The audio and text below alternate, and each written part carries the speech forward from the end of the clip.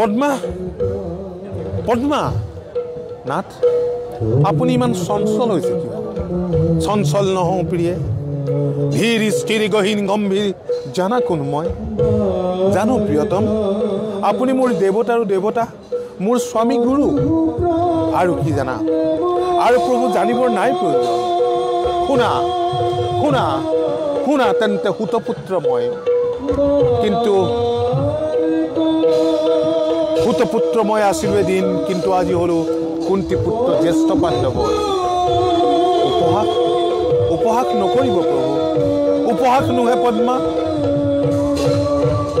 কুন্তি আহি নিজ মুখে যমুনা তীৰত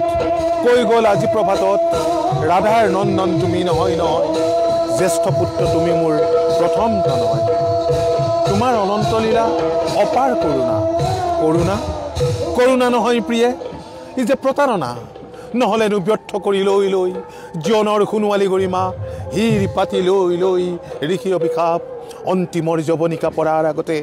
জানিলোহেঁতেন কিয় ৰাজেশ্বৰী কুন্তি মাতৃ বুলি মোৰ তেন্তে তেন্তে কি কৰিব প্ৰিয়তম নালাগে নালাগে ৰাজপ্ত মোক নালাগে জ্যেষ্ঠতা সুত আখ্যাই জীৱনৰ শ্ৰেষ্ঠ পদ মোৰ হওক পঞ্চ পাণ্ডৱ মোৰ নিজ সহোদৰ হওক জননী কুন্তি